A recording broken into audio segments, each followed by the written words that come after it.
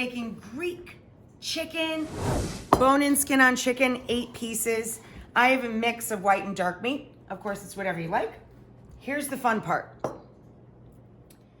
I started with 2 full bulbs of garlic peeled in this little tiny pot with about a half a cup of EVOO.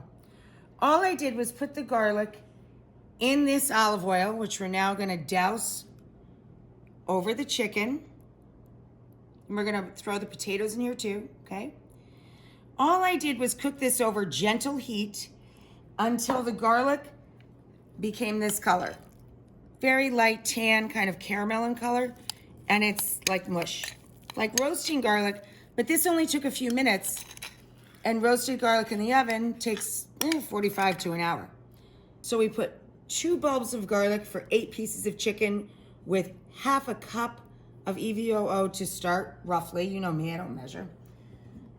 A little sprinkle of oregano. In with the chicken, I'm gonna roast some small cut lemons. About 1/3 of a cup of fresh squeezed lemon juice. Black and/or red pepper. And salt, of course. Whoop! The potatoes I parboiled for 5 minutes.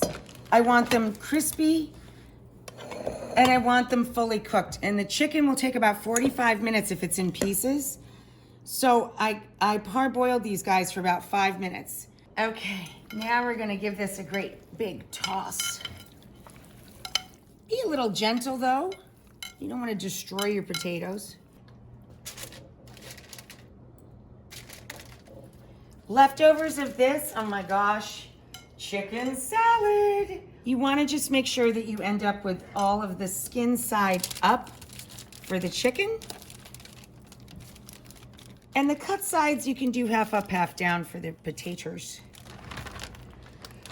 Okay, so big chunks of feta. And you just kind of tuck them in and around and they roast up right with everybody.